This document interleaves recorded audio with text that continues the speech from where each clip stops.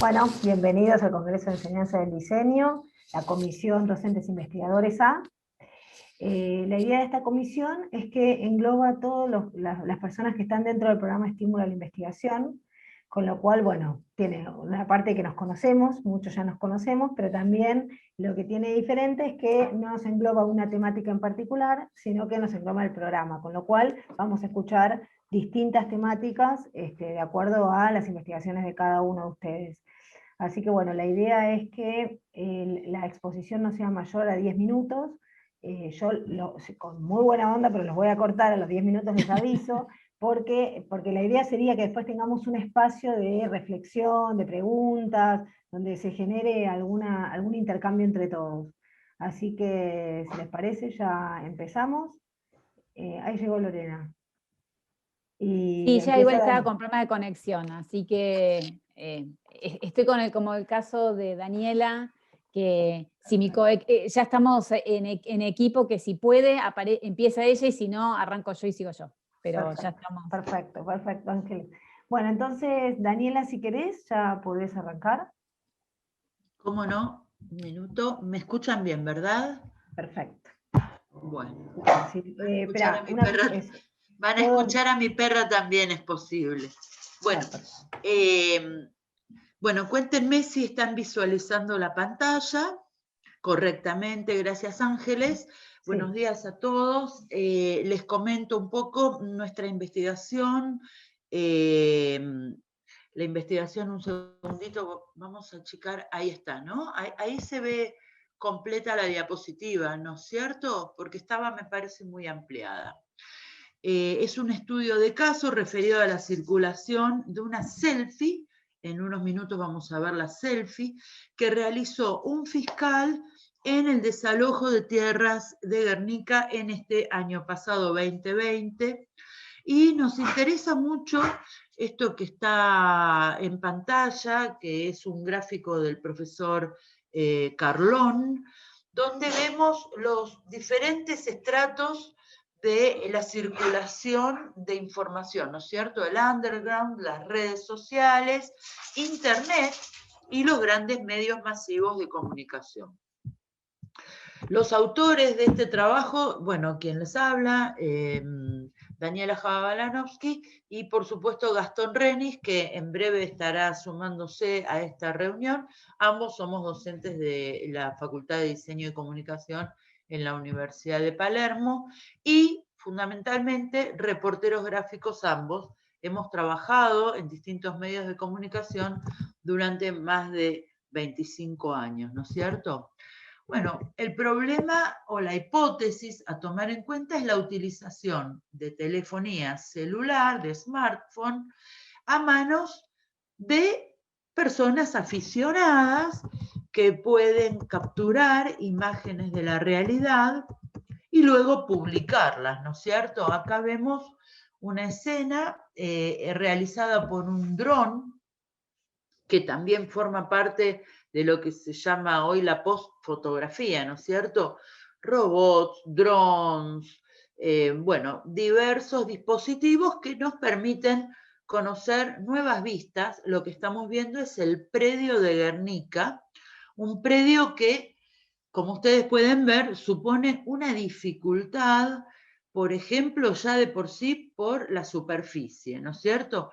Tuvimos la oportunidad, vamos a ver en breve, de entrevistar a un reportero gráfico de mucha trayectoria, Pepe Mateo, disculpen, que nos contaba que transitar por este predio, rodearlo y poder ingresar, suponía un grado de dificultad muy importante porque son muchas hectáreas, hay que poder ingresar, ¿no es cierto? El desalojo tuvo lugar recientemente, el 20 de octubre del año pasado.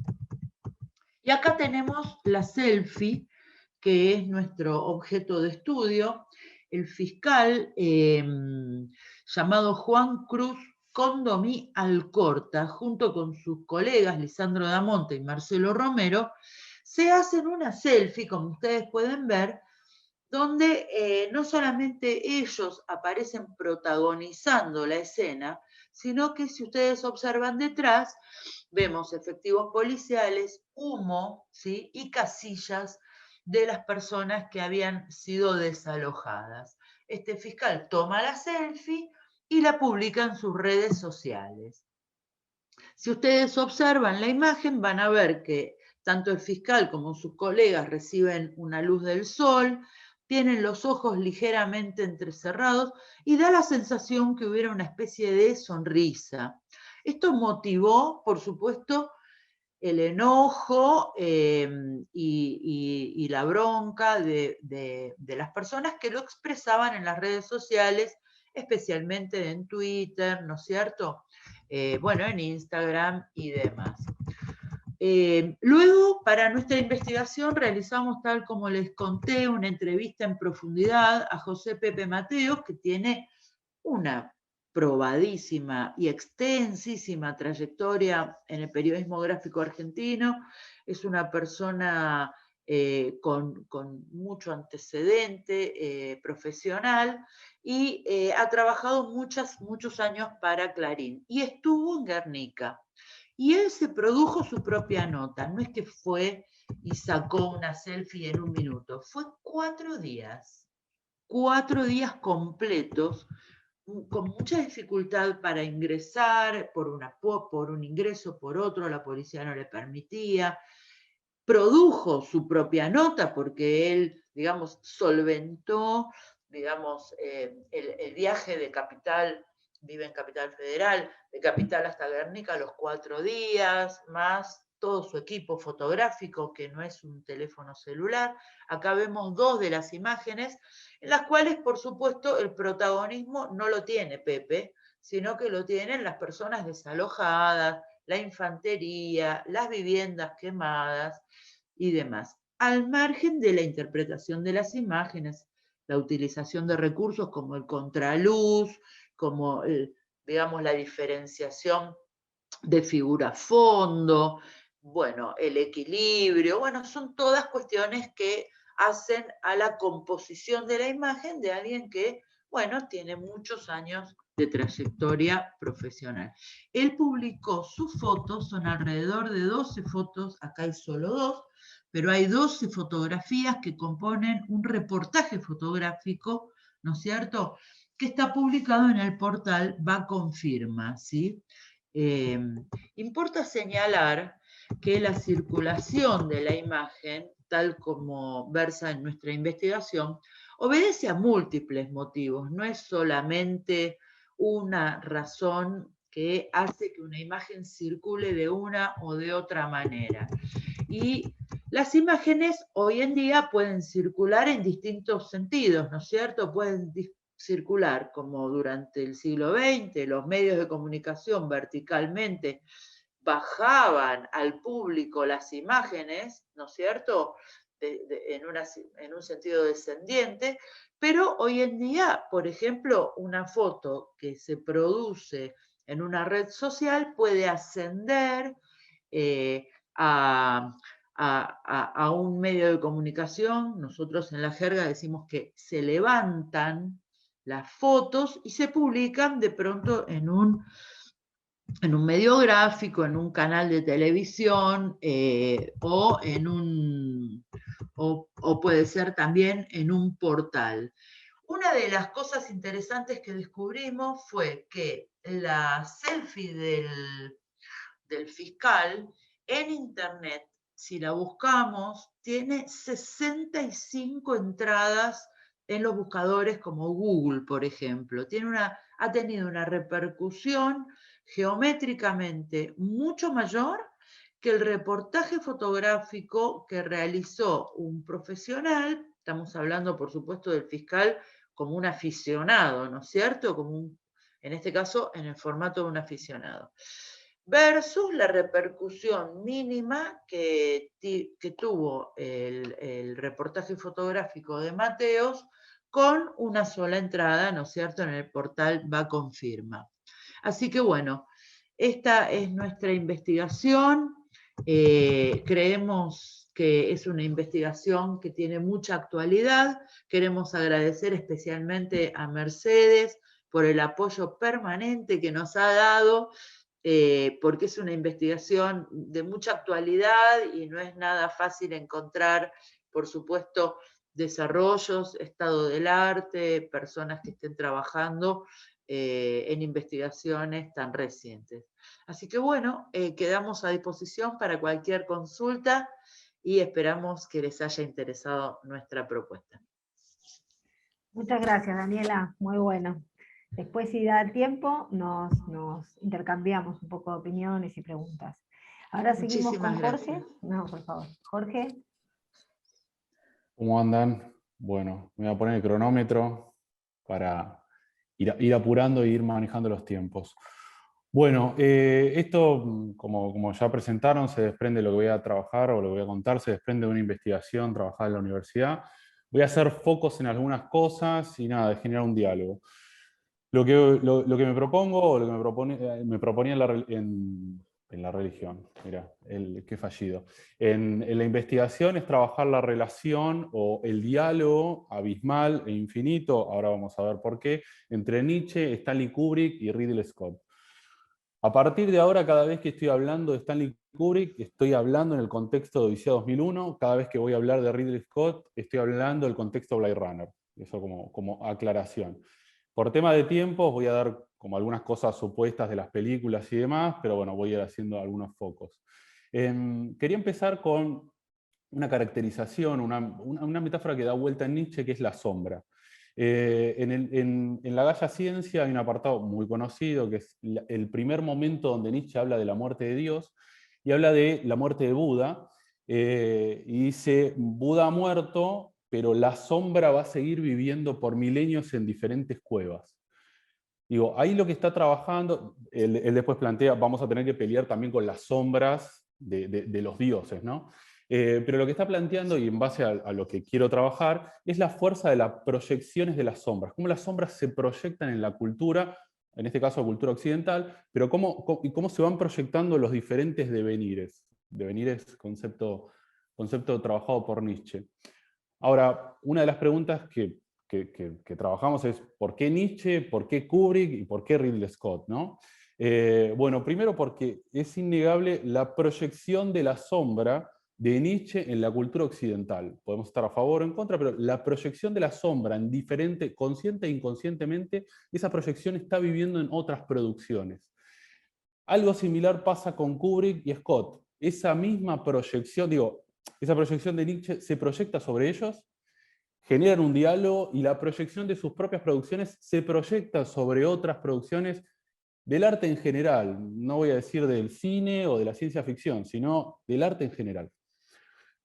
Todo esto nos lleva en la investigación sobre una pregunta que está latente ahí dando vuelta, que es, y acá voy a estresar una palabra, pero es ¿por qué también estudiar a los clásicos? ¿O por qué también investigar la sombra de los textos clásicos? Una respuesta que está dando vuelta a lo largo de la investigación es porque hay que deconstruir sombras potentes que están en la cultura. Y poder, si solo investigamos fenómenos emergentes, corremos el riesgo de no ver las sombras que se están proyectando de otras investigaciones, de otras producciones audiovisuales, filosóficas, etc. Entonces, y ver ese diálogo que hay entre las sombras. ¿Por qué Nietzsche y Kubrick? Puntualmente, cuando se le hacía entrevistas a Kubrick sobre Odisea 2001, y claramente se le preguntaba, bueno, explícanos Odisea 2001 porque no la entendemos, él quiere quedarse como en el devenir, entonces dice, esta producción trasciende las limitaciones del lenguaje y no la voy a explicar. En algún momento hay muchas repreguntas y dice, bueno, tiene algo de espiritualidad, y de lo que habla también es de Nietzsche. O sea, él abre la puerta, él reconoce la sombra proyectada de Nietzsche y quiere trabajar en un diálogo o en una transposición de la obra de Nietzsche. Ridley Scott no tiene como esa respuesta, pero bueno, las sombras, por eso dije consciente y inconscientemente, viven en lugares inesperados. Un ejemplo muy chiquito. No sé si en el resto del país pasa, pero en la ciudad de Buenos Aires, a las personas que sufrieron diferentes cosas fuertes en su vida y en muy poco tiempo, uno a veces le pregunta, y ha sorteado todo, uno a veces le pregunta, sí, ¿cómo estás? y a veces te dice, no, bueno, vos ya sabés, yo estoy más allá del bien y del mal. O sea, ahí está una sombra de un texto nietzscheano, de un concepto nietzscheano que está viviendo hasta en la cultura popular. Acelero y sigo un poco metiéndome un poco en la intro de Nietzsche para poder ver el diálogo que está proponiendo Kubrick y Ridley Scott. ¿Cómo define Nietzsche al hombre del siglo XIX, que es el que, digo, y no está atado a un género, sino como a la humanidad, como ese animal de rebaño que vive en rebaño, muerto de miedo, y que tiene todo un pasado de edificios conceptuales que existieron antes de que él nazca, o que el hombre en general nazca, y lo llevan como a explicar todos sus presentes. Entonces es un pasado momificado, frase de Nietzsche, que lo mata de miedo y lo lleva a explicar todas las posibilidades que van a venir. Entonces esos edificios conceptuales, que pueden ser los deberes seres o el deber ser, la verdad, los dioses, la moralidad, la idea de paraíso, digo, diferentes cosas que son esos edificios conceptuales, a los cuales Nietzsche dice, yo cada vez que los martillo, veo que se mueve todo y escucho que es hueco. Nada, algo del escuchar que él, por su pasado también de músico o de intento de músico, tiene ahí dando vuelta algo del escuchar. Pero digo, es el pasado que nos está hablando a nosotros mismos, ¿no? Ahí plantea una ruptura que es algo que va a venir después del hombre, que es el ultrahombre o el Übermensch, que lo que tiene que hacer es martillar ese pasado pesado y poder, en términos derridianos, deconstruir, pero en términos de él, martillar las verdades, esas verdades que en realidad son humanas, demasiado humanas, los deberes seres, los dioses, las moralidades, con un espíritu alegre, porque no es un espíritu negativo ni pesimista, y que lo que le permite es olvidar ese pasado, una dimensión muy importante en él, por eso el interés en los niños, que tienen esa capacidad de olvidar, y arrojarse al devenir. O sea, desafiliarnos de ese pasado pesado y arrojarnos al devenir, que en el devenir, en ese arrojo hacia el devenir, es donde está toda la dimensión creadora, porque es todo lo que está por venir. Avanzo un poco. Crucial para él la idea del juego, la idea de la risa, de este Übermensch o este espíritu de Übermensch, es esa capacidad de olvidar, jugar y reír. Acelero un poco para ya meternos en los diálogos en las sombras que están teniendo Kubrick y Ridley Scott, y entre las sombras. En Odisea 2001, voy a solo detenerme, la investigación me detengo en un montón de cosas, pero acá solo algunas cosas puntuales de la relación Dave y Hall. Hall como la inteligencia artificial, y Dave como ese astronauta que su deber ser es obedecer al dios inteligente artificial, o inteligencia artificial, que es Hall. Hall en algún momento decide que va a matar a todos en la tripulación. Perdón por el spoiler si alguien no lo vio. Y Dave decide martillar ese pasado y no va a obedecer al dios, y saca las memorias o destruye la memoria, digo, mata simbólicamente, físicamente a esa inteligencia artificial, y tiene un doble arrojo hacia el devenir. Olvida ese deber ser de ser esclavo, ahí entre comillas, de la inteligencia artificial, y decide navegar hacia Júpiter solo. Digo, ahí hay un arrojo hacia el devenir, hay un arrojo abismal, y hay un doble arrojo abismal cuando después decide a su vez traspasar el monolito que estaba flotando en Júpiter. La diferencia nietzscheana o el diálogo que produce ahí Kubrick es que ese pasaje no es de alegría, es un pasaje de sufrimiento. La cara de Dave lo demuestran todo el tiempo. Había elegido unas imágenes, por tema de tiempo no creo que lo pueda mostrar, salvo que después se quiera ver. Hay una metáfora visual de ese peso del devenir que tanto énfasis pone Nietzsche. Hay una metáfora visual de Kubrick de 9 minutos 30, donde se muestra visualmente como esa transposición de ese devenir, de ese olvidar, de eso que se disuelve, donde se disuelven todas las estructuras. En Blade Runner, miro un segundo, acelero muchísimo, está ese pasado momificado en una frase de Tyrell, que es el CEO de la compañía, donde dice: no podemos controlar no podíamos controlar los androides, entonces le vamos a dotar de un pasado, así generamos un apoyo y los controlamos mejor, como toda esa parte de control y demás.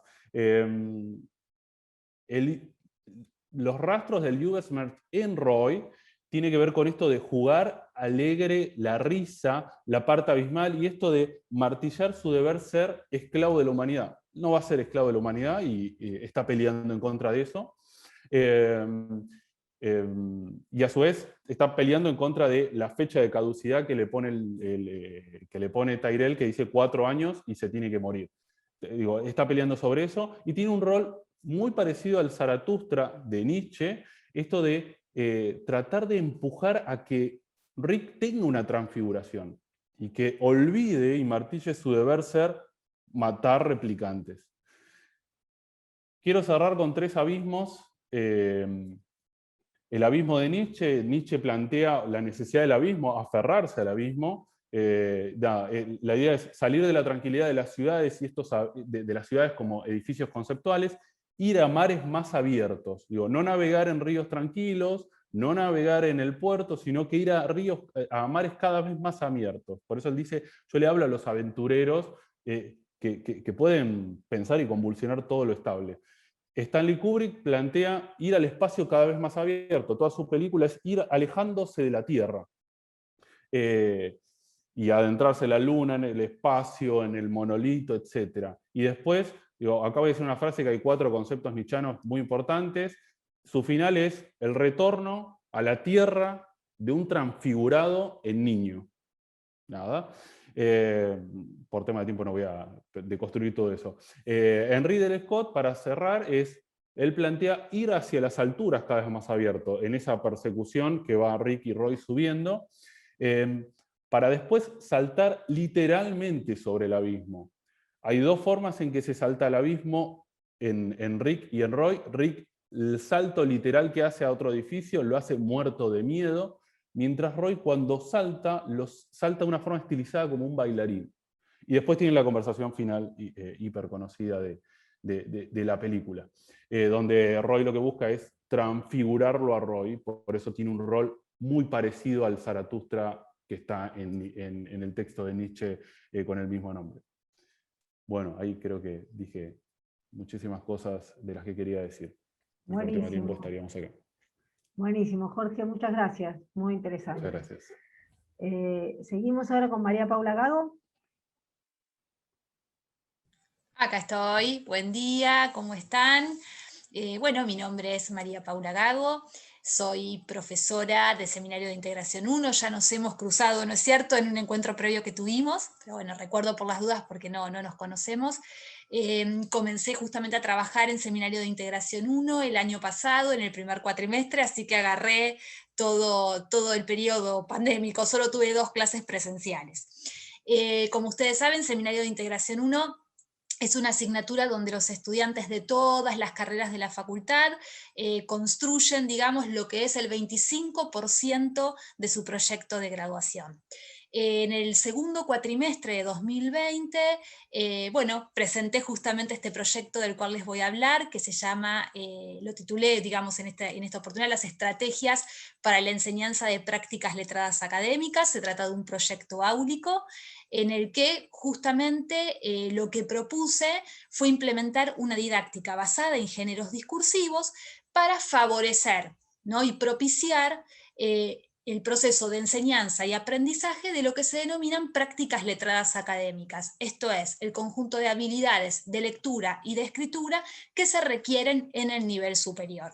Estas habilidades, como dice Paula Carlino, que es una especialista local en el tema, de escritura y de lectura que se requieren en el nivel superior, se las exigimos a los estudiantes, pero no siempre se enseñan. Sí, ahí es donde se produce justamente como una suerte de cortocircuito o problema. ¿En qué constó este proyecto? Fundamentalmente en insistir hasta el cansancio con el concepto de géneros discursivos, explicar qué son los géneros discursivos, para después justamente poder analizar y comprender cuáles son las características genéricas de los textos académicos. Lo que se buscó con esto fue tratar de brindarles justamente herramientas a los estudiantes para que al reconocer las características genéricas del discurso académico, pudieran, digamos, sentirse más seguros o contar con más herramientas a la hora de planificar tanto la escritura de su proyecto de graduación, o de la primera parte por lo menos de su proyecto de graduación, pero también que esas herramientas les sirvieran para poder identificar fuentes de información de calidad para sus trabajos académicos. Obviamente que no es una tarea fácil, es un trabajo de hormiguita, digamos, como digo siempre, el que hay que hacer, pero en algún momento me pareció que era como necesario poder explicitar, y fundamentalmente desde el comienzo, estas categorías como para poder facilitar en este armado de este 25% del proyecto de graduación. ¿Cuáles fueron las estrategias? ¿Cómo se implementó? Se los cuento rápidamente. En la primera clase, por supuesto, más allá de presentarme, de presentar la asignatura, los objetivos, cuál era justamente el trabajo integrador final, o sea, el trabajo que tienen que hacer en el marco del seminario y demás, hicimos una actividad. Aproveché las herramientas justamente que nos brinda Blackboard, en ese momento era Collaborate, no teníamos Zoom todavía, dividí por grupo, digamos, aleatoriamente a los estudiantes, les repartí, digamos, les pasé un link por el chat, digamos, donde tenían un drive guardado distintos artículos, eran 2 o 3 artículos los que les compartía a cada uno de los grupos, eran artículos que compartían justamente una misma temática, pero se inscribían dentro de géneros discursivos distintos. Entonces, por ejemplo, tenía, no sé, sobre el tema moda, había encontrado un artículo periodístico, un fragmento de un artículo académico publicado en una revista extranjera o nacional, no me acuerdo, y después también una entrevista hecha a alguien que era referente, por ejemplo, de esa área. ¿Qué se les pedía? Que le dieran una mirada rápida a esos textos y que pudieran justamente marcar similitudes y diferencias, y que trataran de explicar con sus propias palabras en virtud de qué aspectos ellos podían diferenciar, digamos, o ver parecidos en esos textos que yo les había dado. Luego que, digamos, ellos les daba unos minutos para que cada grupo discutiera esto, volvíamos al aula, digamos, común general, y cada uno de los grupos iba exponiendo distintas cuestiones acerca de estos textos que yo les había dado. Bueno, una vez que terminaban cada uno de los grupos de dar su parecer sobre estos textos, de explicar qué similitudes y qué diferencias se habían encontrado, yo fui retomando lo que cada uno, digamos, fue proponiendo, y ahí presenté, digamos, con un poco más de precisión, qué es esto de los géneros discursivos. Entonces, bueno, explicamos justamente que los géneros son conjuntos, dicho muy fácilmente, conjuntos de textos que presentan características similares, que fundamentalmente siempre están vinculados a esferas de uso del lenguaje. Empezamos justamente a precisar que hay tantos géneros como actividades realizamos, y fundamentalmente lo que se planteó en la primera clase es que los géneros académicos justamente son géneros porque circulan, se organizan de una forma tipificada, que son reconocibles dentro de una unidad, dentro de una comunidad, en este caso académica. Y fundamentalmente precisé los 3 niveles, digamos, en función de los cuales podemos reconocer géneros y a la vez diferenciarlos de los demás. Y estos 3 niveles son el tema, el estilo y la estructura. Y en base a estos 3 niveles se organizan los módulos, digamos, sobre los cuales trabajamos. En la primera parte de la asignatura, que como ustedes saben, digamos, es una asignatura que trabaja como en 2 líneas bien definidas. Por un lado hay toda una cuestión teórico-metodológica que trabajar, pero a la par de esto también hay que trabajar la escritura académica. Son los 2 aspectos centrales, digamos, que se requieren en la asignatura. Entonces, ¿qué fue lo que traté de hacer? Justamente de articular de manera permanente estos 2 aspectos, ¿no? Entonces, en la primera parte, digamos, en lo que sería el primer módulo de la materia, trabajamos el tema del recorte temático, el planteo de la pregunta-problema, y ahí fundamentalmente desde el punto de vista de los géneros discursivos, a lo que más atención le estamos poniendo es al aspecto temático. Una vez que pasamos, digamos, a lo que sería el segundo módulo, segunda parte, donde trabajábamos las cuestiones más de índole metodológica y teóricas, ahí nos focalizábamos indistintamente en temas estilísticos, composicionales y, por supuesto, a temas, digamos, metodológicos más precisos, que se escapaban un poquito de lo que es el tema de digamos, de lo que es la redacción académica. Y fundamentalmente en el módulo 3, donde sí se trabaja la redacción, la construcción del índice, de la estructura del proyecto de graduación, focalizábamos muy fuertemente en los aspectos estilístico y composicional. al finalizar este proyecto áulico realicé una encuesta por el formulario con Google Forms, digamos, donde les pedí que la contestaran luego de que ya habíamos terminado la cursada, como para que no tuvieran ningún tipo de presión al momento de contestar. La encuesta esta era absolutamente anónima, como para que también se sintieran cómodos, fue asincrónica, o sea, mi objetivo era que se animaran a contestar si efectivamente les había resultado significativo o no esta forma de organización que le di a la cursada. Si les había servido, digamos, el énfasis puesto en las características genéricas de los textos, fundamentalmente esta era la pregunta, ¿no? Si les había servido o no el énfasis puesto en las características genéricas del discurso académico, si les había servido, digamos, el tema de la explicación con ejemplos, esto es, bueno, retomar, digamos, proyectos de graduación ya aprobados, para analizar, por ejemplo, cómo se construye el índice, cómo se realiza la introducción, cómo se resuelve un capítulo 1, para focalizar también en ciertas cuestiones metodológicas y ver cómo un mismo objeto de estudio u objetos de estudios parecidos se podían abordar desde distintas perspectivas y también analizar en función de esos ejemplos qué decisiones metodológicas se habían ido tomando, digamos, quienes habían hecho esos proyectos de graduación, cómo habían resuelto la escritura desde el punto de vista estilístico, entre otras cuestiones. Bueno, las respuestas fueron sumamente positivas, digamos, en el sentido de que sí, de que les aportó, pero hubo, digamos, un comentario que me pareció sumamente interesante y que lo tomé y que motivó a otro proyecto de áulico, digamos, que realicé ahora en el primer cuatrimestre de 2021 y que tiene que ver con lo siguiente. Un estudiante, no sé si era una estudiante o un estudiante porque era anónima la encuesta, comentó en un espacio en blanco que yo había dejado justamente en el formulario que era optativo por si querían dejar algún comentario, dejó esto.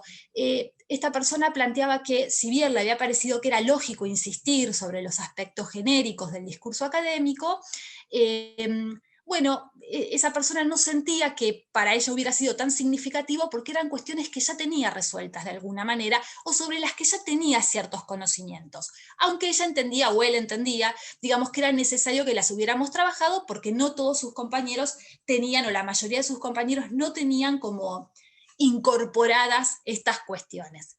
Ese comentario, digamos, lo que me motivó fue, que solamente lo dejo planteado, no es que me voy a referir a eso, al proyecto áulico que realicé, como les decía, en el primer cuatrimestre de 2021, y que motivó justamente a toda esta estrategia de esta didáctica basada en géneros discursivos, le agregué un elemento más, y que es la evaluación diagnóstica. Entonces, justamente lo que pretendía hacer, por ejemplo, en este segundo proyecto áulico fue poder hacer actividades diagnósticas entre la primera y la segunda clase como para poder tener un panorama acerca de, bueno, cuál es el punto de partida del curso como para, bueno, ir regulando las herramientas o el énfasis que voy poniendo en los temas en función también del perfil del curso, que como ustedes saben es por demás de heterogéneo porque tenemos estudiantes de todas las carreras, digamos, con distintas trayectorias educativas, o sea, ya de por sí las aulas hoy en general son muy heterogéneas, pero bueno, acá tenemos este ingrediente adicional donde tenemos estudiantes de todas las carreras además, donde en algunas están como muy ajenos a lo que es, bueno, el tema de la redacción. Paula, ya estamos Ya con la estamos. hora, ¿eh? Sí, perfecto. Muchísimas gracias, Mercedes. Te quiero agradecer mucho por el espacio y por la posibilidad de realizar este proyecto áulico y también el de este año. Muchas gracias. Buenísimo, gracias a vos, Paula. Seguimos entonces ahora con Marcelo Lali. Hola, ¿qué tal? ¿Cómo están? ¿Se me escucha bien? ¿Se me ve? Bárbaro. Sí, perfecto. Bueno, Mercedes, ante todo muchas gracias también por el espacio. Yo acá me voy a guiar un poquito con un texto, una síntesis que hice de esta investigación disciplinar. Voy a poner, perdón, el cronómetro. Bien, bueno, mi investigación se titula La asesina serial en la pantalla de ficción. Voy a mostrar unas imágenes que no tienen ningún tipo de violencia visual, sino todo lo contrario, muy pocas, a medida que vaya, digamos, desarrollando la ponencia. Bueno, muy bien. El objetivo del cual parte la investigación es dar una respuesta a esta pregunta. ¿Por qué fueron tan poco frecuentes las asesinas seriales en la pantalla? Sobre todo durante el siglo XX, habiendo tantos casos en la realidad. Muchos de ellos casos, bueno, atroces de infanticidios, canibalismos y hasta filicidios. La hipótesis elaborada es que el arquetipo de la recatada, ¿no? Trabajado audiovisualmente por el cine, o de la prostituta, por ejemplo, o de la femme fatale en el policial negro, no lograban ubicar a la mujer en el podio de este tipo ominoso de personaje. El mal puro era representado por figuras mitológicas, como por ejemplo brujas, bacantes o vampiras, siempre dentro de planos muy reales. Lo frágil, emocional o erótico desde el régimen patriarcal no podía unirse a un arquetipo tan abyecto como el serial killer. Los discursos audiovisuales del siglo XX no dejaban lugar porque se pensó que la mujer no asustaría lo suficiente como si un asesino serial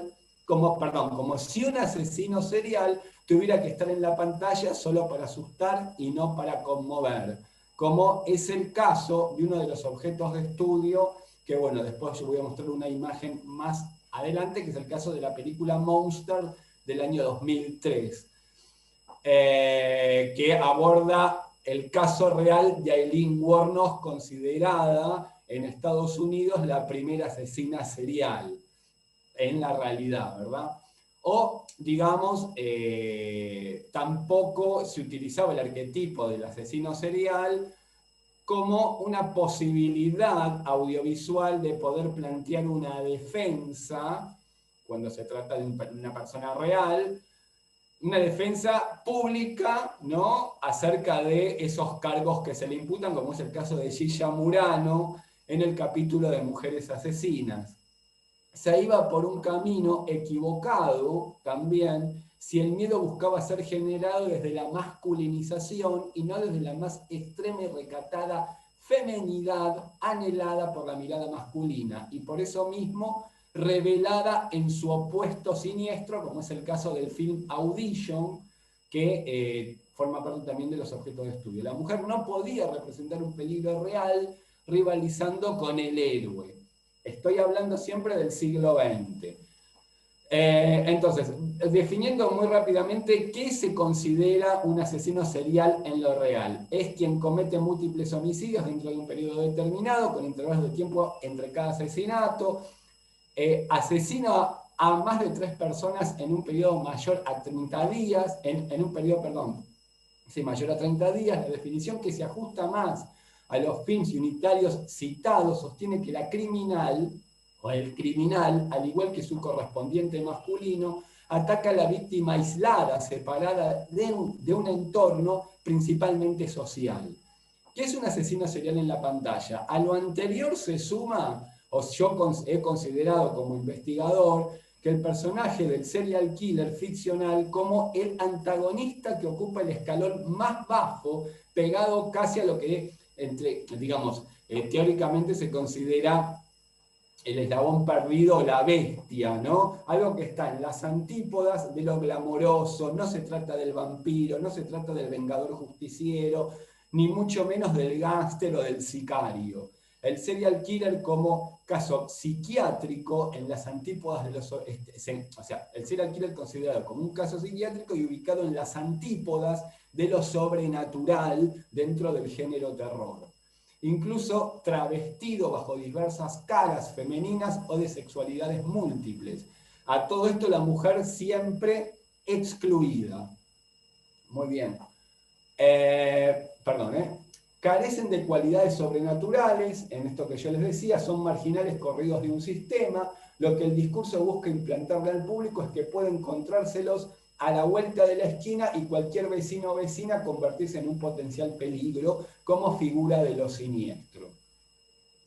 Más allá de los slashers se llaman slashers a los asesinos seriales que se sirven de elementos cortantes, como empezaron a popularizarse en el cine a partir de la década del 60, a partir de, por ejemplo, el personaje de Norman Bates, pasando por Freddy Krueger o Jason, etc.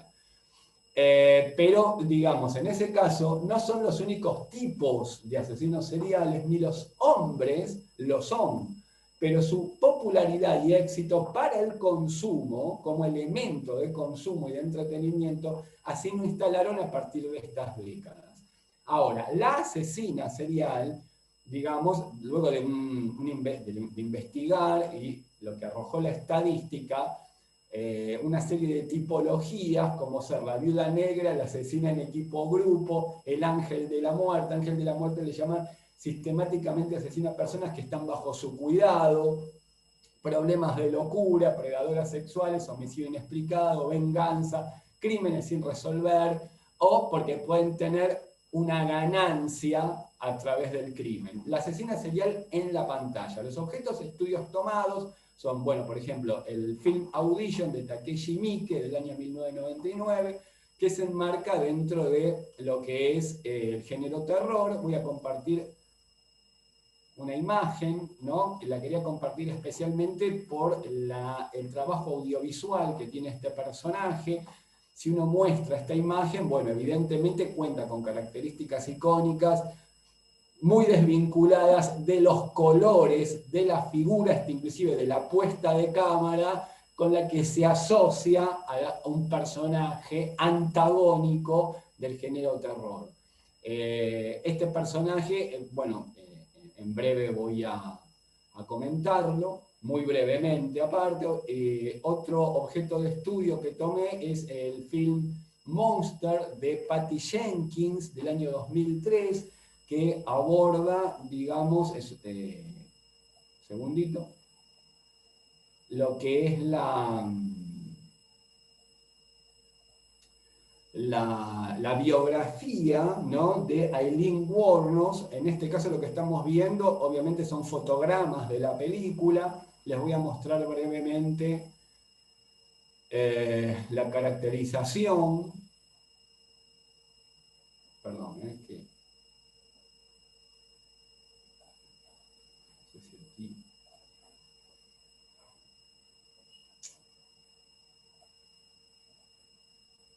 Queda poquito, Marcelo, ¿eh? Okay, estamos cerca ya. Bueno, sigo entonces.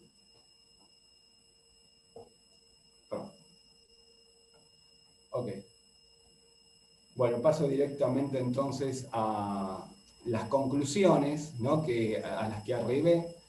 Respecto a la hipótesis, se concluye lo siguiente: si el drama de ficción maniobra el arquetipo, nutriéndose de su contexto para la aceptación verosímil del espectador, la mujer no solo puede ocupar el lugar de asesina en serie, sino que puede hacerlo sin renunciar a su naturaleza, menos aún al tipo de feminidad pretendida por el hombre. Se ha mencionado la delicadeza, cuidado y minuciosidad con la que Asami, que es el personaje de Audition, comete sus atrocidades en Audition, en esta película. Las conclusiones particulares son: necesidad de renovar los verosímiles ficcionales. A finales del siglo XX, la serial killer desestabiliza los géneros y conduce las historias por otros corpus. En el caso de Monster, la mirada femenina en Monster, o sea, la dirección es de una mujer, que es Patty Jenkins, hace esa diferencia, incluyendo el film de lo que es un género mucho más dramático desde el punto de vista de la asesina. La madre ausente, aunque son madres en la vida real, en la ficción no se menciona su maternidad. Y finalmente, no hay distinción de clases ni de edad para la construcción de estos personajes. Finalmente, esta investigación me llevó a pensar, digamos, qué será de la suerte de la ficción, dado que de las asesinas seriales, particularmente en el caso de Gilla Murano y de Aileen Wuornos, se ha construido entre lo que es el personaje real y el personaje de una ficción, sea televisiva o cinematográfica, un personaje intermedio que es el personaje mediático. Ese personaje mediático muchas veces ha sido mucho más poderoso que el personaje ficcional y obligó al personaje ficcional a tener que replantear la ficción para despegarse del personaje mediático, como es el caso de la versión de Mujeres Asesinas de Gilla Murano, en donde la construcción que se hace de Nacha Guevara es completamente ajena a la imagen mediática de la Gilla Murano real, lo que abre de una manera muy interesante, por lo menos desde mi punto de vista, las posibilidades de discurso a través de los recursos tecnológicos que fueron proliferando desde la década del 90. Bueno, creo que estamos, ¿no? Perfecto, Marcelo. Creo Muy que bien, no te pasaste. Bueno, Muy gracias. bien. Muchas gracias. Gracias. No, por favor. Ahora seguimos con Ana Majón Clark, que no tiene cámara, pero la vamos a escuchar. Aquí estoy. Un minuto, quiero compartir esto. Ahí está. ¿Se está compartiendo pantalla? A ver, sí, ahí está. Bueno, el título de mi proyecto de investigación disciplinar es La historia de las mujeres argentinas en el mundo del trabajo. La representación de una lucha en el discurso publicitario de la prensa gráfica entre 1898 y 1950. Lo que propuse como objetivo principal de esta investigación fue analizar la representación de la mujer trabajadora en Argentina en la gráfica publicitaria en la prensa entre 1898 y 1950. Como objetivo secundario, planteé investigar desde una perspectiva histórica el contexto de desarrollo de un lugar para la mujer en el mundo del trabajo en Argentina. Analizar desde los estudios de género la emergencia del feminismo en Argentina y su vínculo con los primeros pasos de la mujer en el trabajo extradoméstico.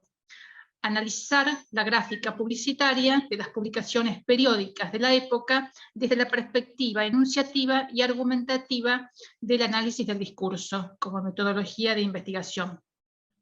Se conjeturó que la historia de las mujeres trabajadoras en la Argentina se representa en la gráfica publicitaria desde una perspectiva que está sesgada, atravesada por los simbolismos y por los valores de una época donde la lucha femenina por un lugar en el mundo del trabajo se percibía más en lo implícito, en lo connotado, en indicios, más que en una enunciación literal.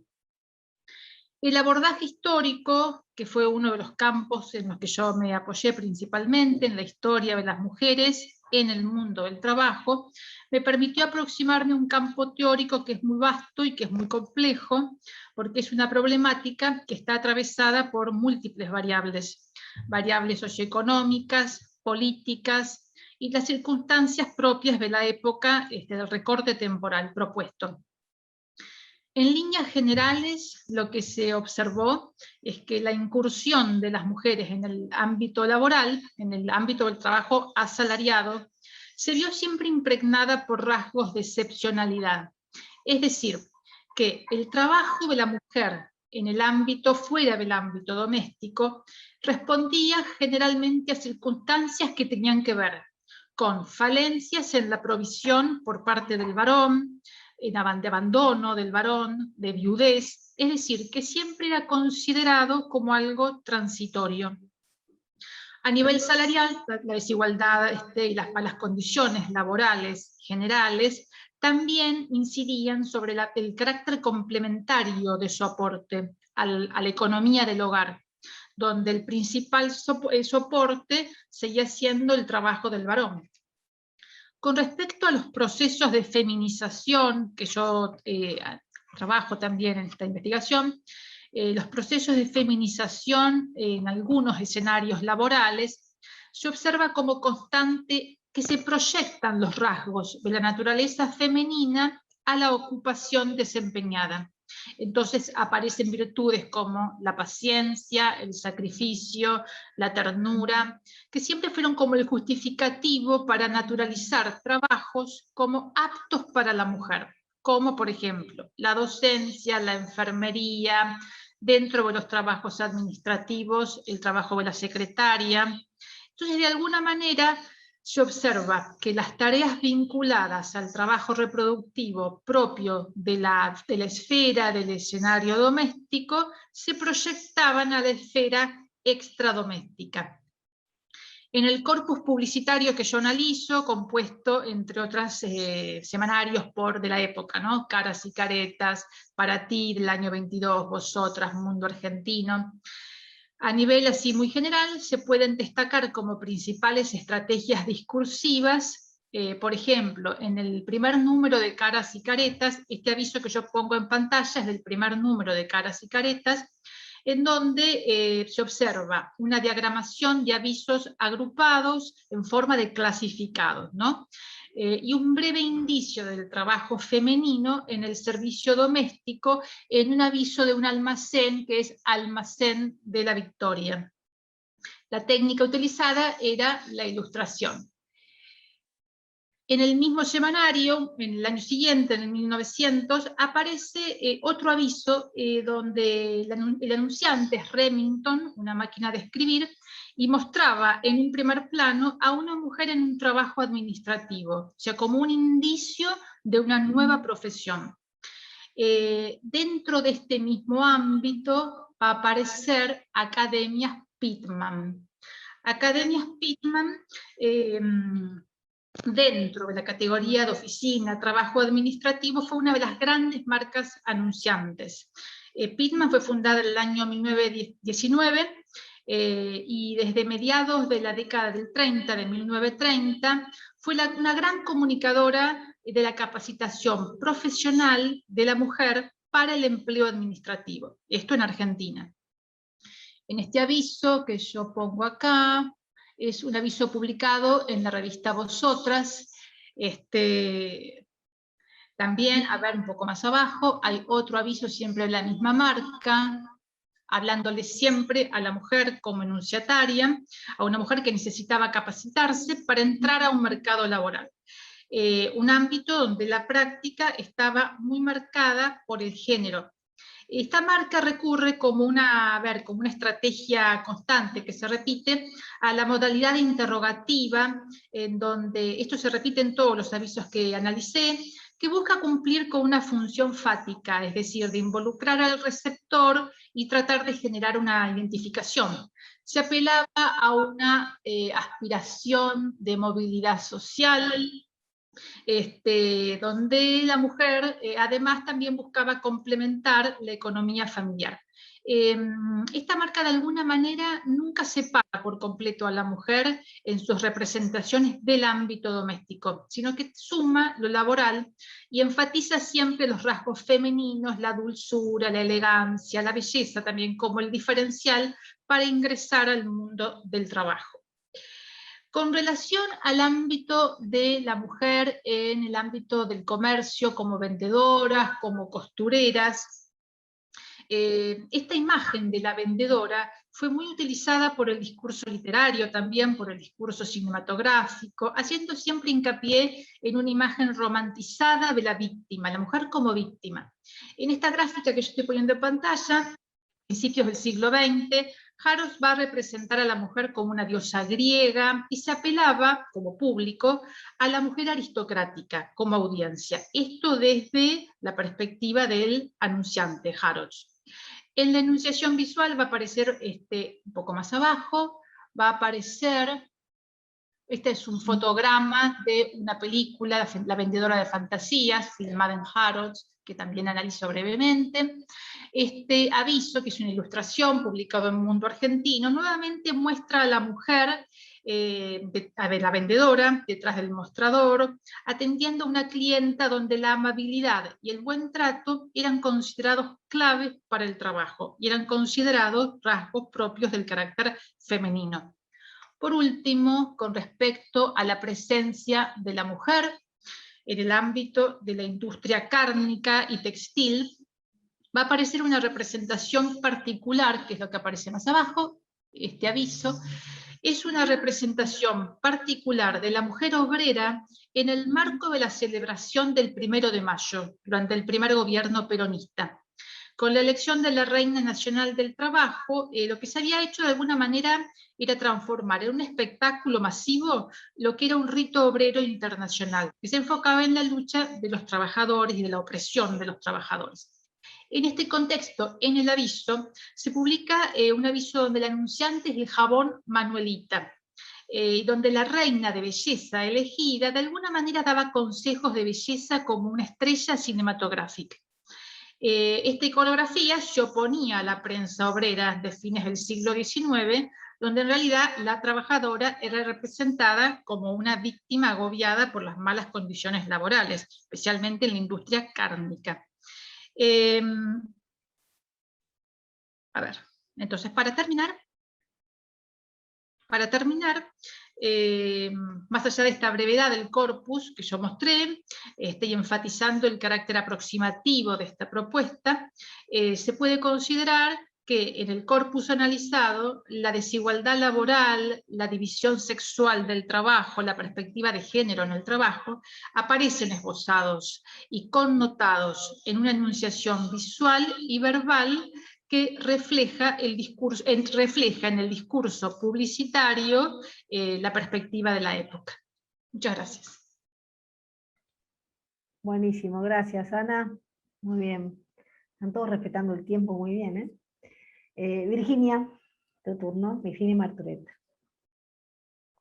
Buenísimo, bueno, bárbaro, muchas gracias Mercedes, incluso como decías al principio respecto a esto de que los temas y las investigaciones son muy variadas, fuiste como muy lógica en el orden, donde te agradezco que me hayas dejado, bueno, continuación de la investigadora anterior, porque fue, bueno, súper interesante y además como de alguna manera ya me viene a, si bien hoy no es lo que estoy investigando y lo que vengo a presentar, pero sí trabajo también sobre la temática de feminismo y cuestiones que ya hemos investigado también para el año pasado, así que bueno, nada, me pareció súper interesante y tenía como un montón de comentarios y cosas que quería saber más, así que bueno, cuando después estén publicadas me voy a tomar el tiempo para leerlas porque me parecen todas muy interesantes y puntualmente estas como que bueno, trae otra mirada sobre lo que también estuve investigando el año pasado. Así que bueno, ahora sí, empezando con la investigación que me trae hoy al tema, el título que en su momento lo definimos fue,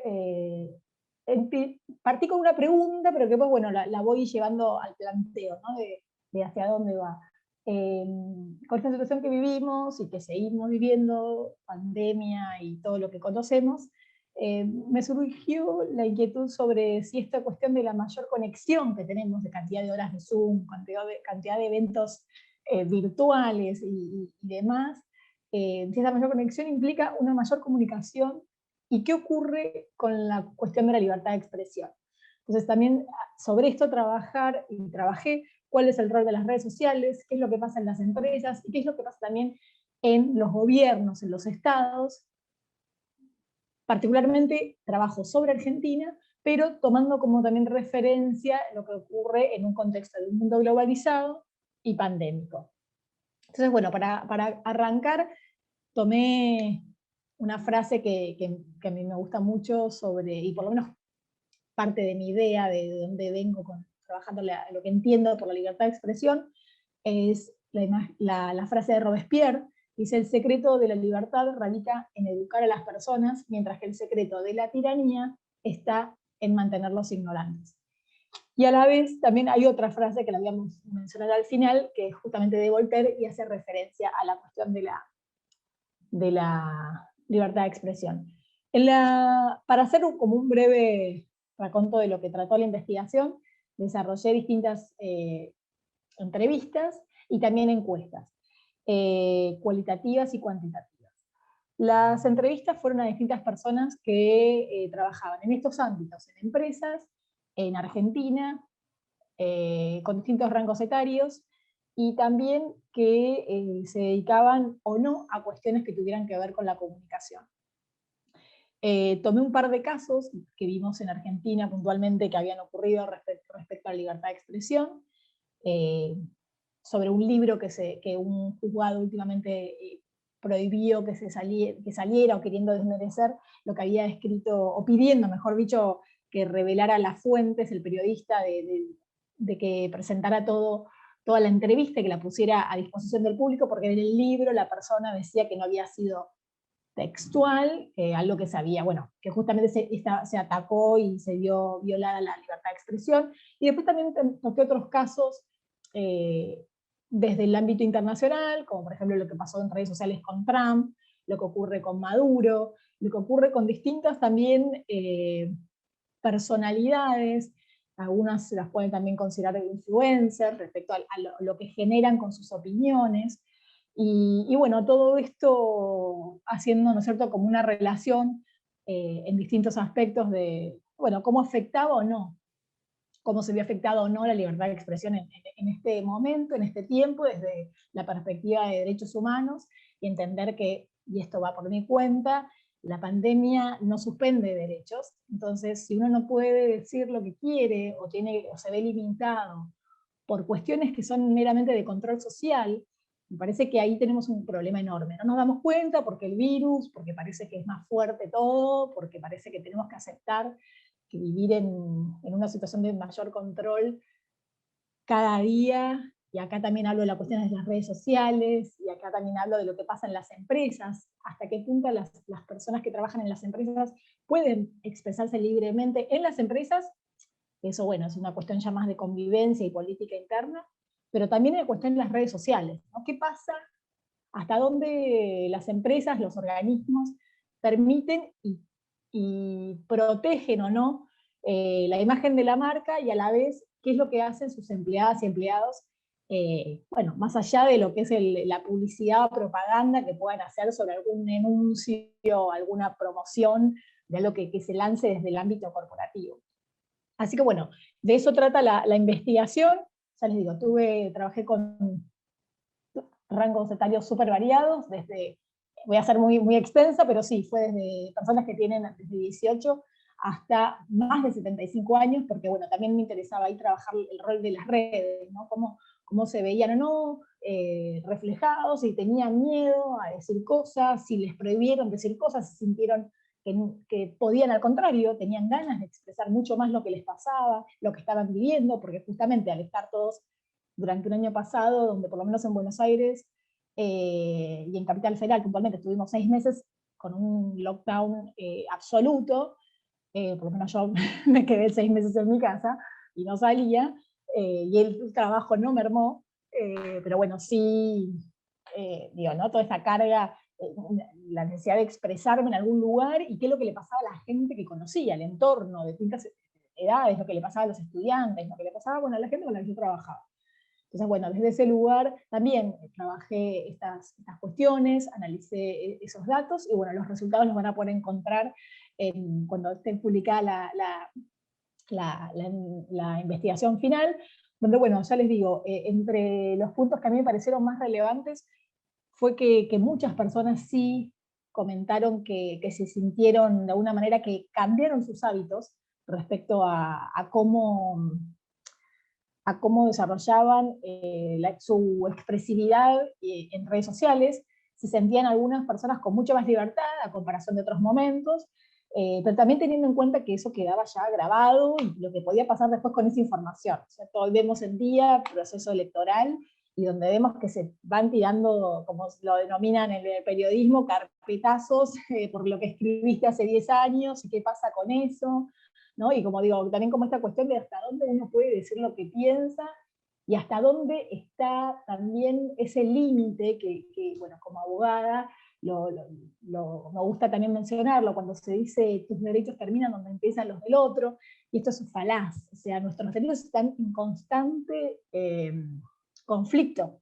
Por eso es que tenemos que justamente, ¿cómo ponemos límite a los derechos de uno sobre los del otro? Imaginemos que si fuera tan fácil, ¿no? No deberían ni existirían los abogados, porque bueno, mi derecho empieza acá, el tuyo termina ahí, pero bueno, justamente ese conflicto de intereses y de derechos que están todo el tiempo en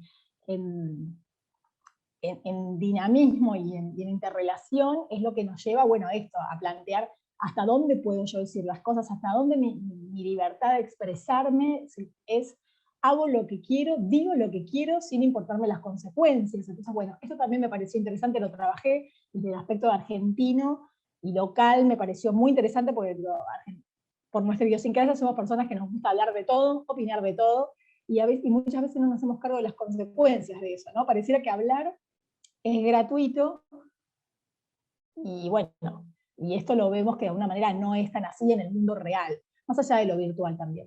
Entonces, bueno, desde ese lugar ya les digo, dejo les dejo toda esa información para que la puedan consultar.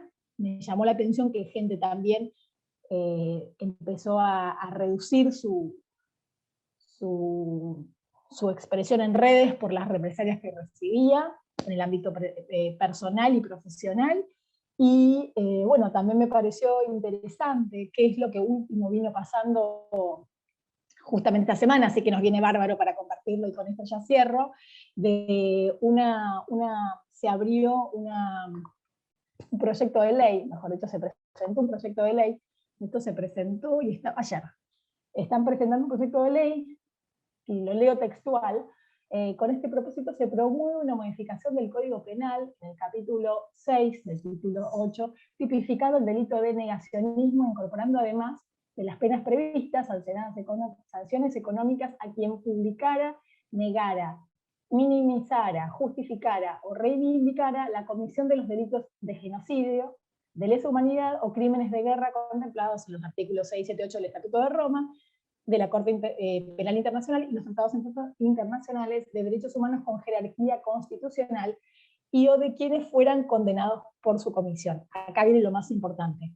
Por otro lado, esta norma sanciona e inhabilita a aquellos funcionarios públicos que nieguen, minimicen, justifiquen y o reivindiquen los crímenes de lesa humanidad o genocidios cometidos por y durante la última dictadura militar.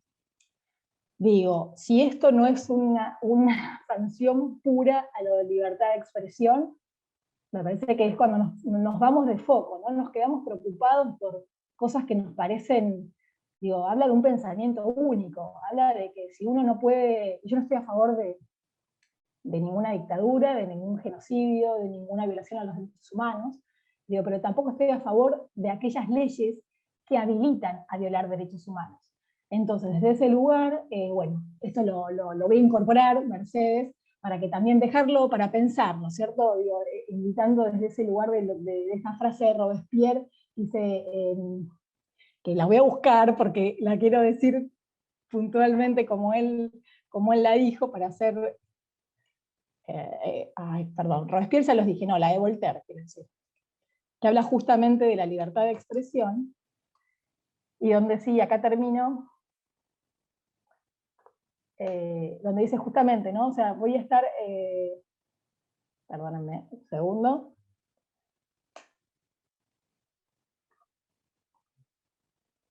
Acá dice, donde él hace referencia a esta: no estoy de acuerdo con lo que dices, pero defenderé con mi vida tu derecho a expresarlo.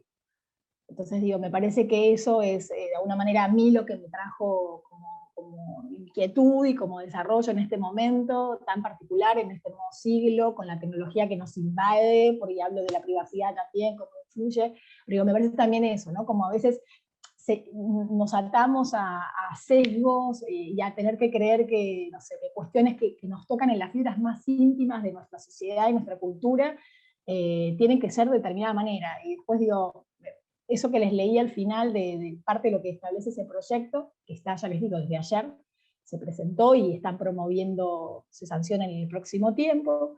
Digo, habla también de una posición hasta geopolítica, ya que hablamos de la pandemia, las vacunas y la cuestión geopolítica, habla de no está bueno negar las dictaduras, negar los delitos de lesa humanidad, pero depende cuáles y si me gustan a mí o no. Entonces me parece que eso es muy, muy, muy peligroso, y que nosotros tengamos en cuenta que no solamente si perdemos el derecho a decir lo que queremos, y también quizás nos quiten después el derecho de pensar por nosotros mismos. Así que bueno, nada, ahí cierro, te agradezco muchísimo, Mercedes, te agradezco a todos por estar acá presentes hoy, y bueno, muchas gracias, porque la verdad que me encanta poder trabajar haciendo investigaciones, y bueno, también adhiero a lo que dijeron sobre tu apoyo, Mercedes, y traernos como siempre, ¿no? Como una recomendación, fíjate por acá, haz esto otro, agrega lo otro, y me parece que, bueno, siempre suma. Así que muchísimas gracias.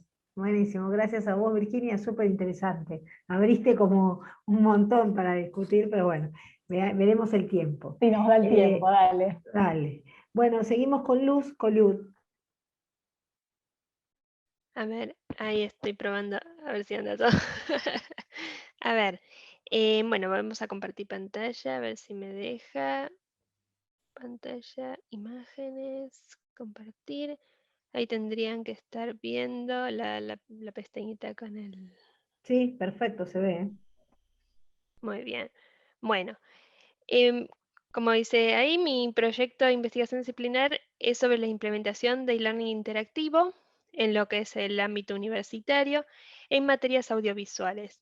¿Por qué tomé este approach?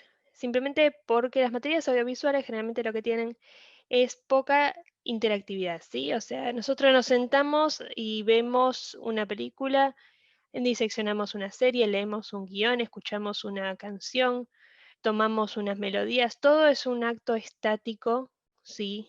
El estudiante sentado delante. ¿Y cómo hacemos para que el estudiante no se distraiga en el momento online? Porque una cosa es en el aula, en donde tenés al docente adelante con el proyector, con el sistema de audio, y te lo pasa y vos tenés que estar prestando atención sí o sí, por esto de la tiranía del, del medio en sí, porque, por ejemplo, yo pongo de ejemplo en la investigación que si vos estás mirando una película en la clase y se te cae el lápiz y te agachás y lo querés juntar, ya perdiste esa parte que vos no miraste, la perdiste, ¿sí? Pues no vas a andar levantando de la mano al docente y le vas a decir, docente, por favor, ¿puedes volver para atrás porque me agaché junto al lápiz y me perdí lo que estaba? No lo podés hacer. Entonces, por ese lado, lo online está bueno, pues se te cae el lápiz, pausás lo que sea el video, el audio, lo pausás y te acercás y juntas el lápiz y volvés y seguís y no perdiste absolutamente nada. Pero, a su vez, lo online tiene las distracciones externas. En el aula vos no tenés muchas distracciones externas porque tenés al docente ahí mirándote que si vos agarras el celular te chista, no siquiera te deja usarlo, pero en lo online, que a veces generalmente no solamente estamos con el teléfono al lado si estamos en la computadora, sino que a veces los estudiantes mismos están desde el teléfono. ¿Qué pasa con eso? Porque tenés estímulos interminables, ¿sí? No solamente llegan notificaciones, que te viene con la actividad, que te sale todo por cualquier lado, te empiezan a salir burbujas, te empiezan a salir que el perro se puso a ladrar y vos miraste al perro y te fuiste a jugar con el perro y cuando volviste eran 2 horas después y te perdiste todas las cosas. O no perdés el interés porque tenés que mirar una película, el docente te va a mirar una película y te aburrís como un hongo y estás mirando la película así y te puedes mirar otra cosa, dejás la película, no prestas atención. Tenés muchos estímulos externos al momento de online. Entonces, ¿qué se puede hacer para evitar esta situación de que no sea tan aburrido al momento de hacer un visionado online y que no ganen los estímulos externos? Entonces la idea es la interactividad, ¿sí? Que el estudiante pueda estar utilizando la plataforma de aprendizaje elegida por el docente. No utilicé una en particular para esta investigación, o sea, no dije Blackboard, no dije Canvas, no dije, ¿sí? No elegí una en particular, sino que la idea es dar un punto de partida a esta idea de que si uno realmente quiere combatir con la presencialidad, quiere combatir con la presencialidad y con lo online para hacer realmente una clase que tenga mucho engagement, que tenga mucha participación, la idea es tomarlo interactivo, más especialmente en lo que es online, porque en online tenés un montón de herramientas, un montón de plataformas, te dan incluso cuestiones que vos podés reproducir un video y de repente frenar, se frena solo el video y te dice, ¿qué pasó en tal lado? Por ejemplo, una quiz, ¿no? Una pop-up quiz. ¿Qué pasó en tal lado? Entonces vos tenés que responder, ¿pasó? Tal cosa. ¿Qué hizo Pepito acá? Tal cosa. Marcame acá dónde está la regla de 3. Entonces vos tenés que marcar la regla de 3. Por ejemplo, ¿no? Es una cosa de ¿cuántos compases hay acá? De repente se frena la canción y te sale. ¿Sí? Entonces el estudiante no le queda otra que tener que estar prestando atención, porque si no pierde la actividad, o sea, directamente tiene que volver a hacer, tiene que volver a mirar la película, ¿sí? Salirse de ese modelo estático que se viene haciendo desde las materias audiovisuales de un principio, ¿no? Esto de estar sentado mirando algo, porque se puede interactuar con un proyecto. Por ejemplo, les pongo, o sea, no es que se tenga que adaptar el material en sí, ¿sí? Sino que uno como docente tiene que buscar maneras y de que el estudiante interactúe con el material. Pero, por ejemplo, yo les pongo un ejemplo, un material audiovisual interactivo. El capítulo de Black Mirror Bandersnatch es toda una película interactiva en donde uno puede elegir qué resultado le va a pasar al protagonista, ¿sí? Es como un elige tu propia aventura. Entonces, ese caso ya está hecho dentro del material. Pero la idea es que uno como docente pueda conseguir un resultado parecido, integrando los términos teóricos y los conceptos que se quiera transmitir. Y de ahí viene la idea de la investigación, ¿sí? Se exploran un montón de aristas, ya sea plataformas, ya sea el déficit de atención, o el cómo provocar estímulos neurolingüísticos y derrotar esos estímulos externos dentro del punto de la investigación. Y bueno, se crea una base, ¿sí? Que después cualquiera puede tomar para así tomar una plataforma en específico, un material en específico, cómo continuarlo, cómo extenderlo, y bueno, eso sería mi investigación en sí. Muy interesante, Luz, muchas gracias. Y seguimos ahora con Lorena Steinberg y Ángeles Marambio, no sé cómo se van a organizar. ¿Me oyen bien ¿Se escucha ahora? bien? A las 2. ¿Se Perfecto. escucha? Sí, Lorena. Ah, buenísimo. Bueno, perdón que estoy con un tema de conexión, quise poner la cámara, pero no, en dos oportunidades. Bueno, nuestra investigación se llama La representación de la mujer en la política, en las series Designated Survivor de 2016 y su adaptación coreana, Designated Survivor, 60 días, ¿no? Del 2019. A nosotras nos pareció muy, muy importante plasmar algunas variables que hemos analizado. Puntualmente, el rol que tienen los medios de comunicación como instituciones fundamentales para la construcción simbólica de la vida democrática y el rol de la mujer en la configuración de la imagen también del presidente, ¿no? Y nos pareció muy interesante que en ambos casos, en ambas series, los políticos venían como de un ámbito ajeno a la vida política, en el sentido de, digamos, como se representa, ¿no? Quienes tenían un saber más bien técnico como asesores, y quienes venían de una vida política con las habilidades diferentes que implica cada uno de los casos, ¿no? Entonces, eso fue muy interesante porque en ambas series lo pudimos encontrar. Y por otro lado, en relación al énfasis puesto en la información sobre la vida doméstica femenina de las candidatas y las líderes mujeres también, con respecto a diferenciando de lo que tenía que ver con los candidatos varones. Entonces, cuando ellos pasan a ser presidentes por una cuestión protocolar y de procedimiento que tiene que ver con justamente una bomba que se coloca en el Capitolio, con lo cual ellos eran justamente los políticos designados por ser los sobrevivientes.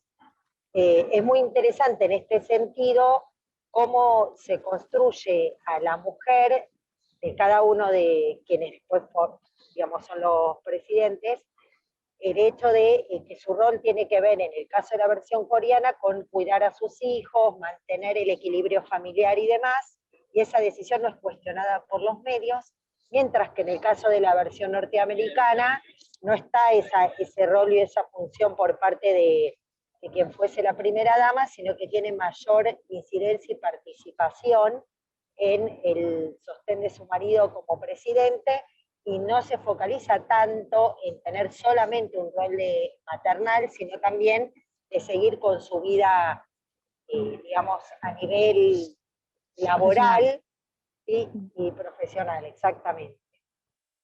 Y otra cosa que nos había parecido muy interesante es que en un momento, en ambos casos, en el caso de Park, que es el presidente coreano, justamente lo acusan de haber tenido una relación clandestina con su actual esposa, y eso da visibilidad a lo que tiene que ver con la violencia de género, que obviamente ese tema por ahí no es tan visibilizado en la versión coreana, y en el caso de la versión norteamericana, el tema de la violencia de género no es, tratado en ningún momento de la argumentación.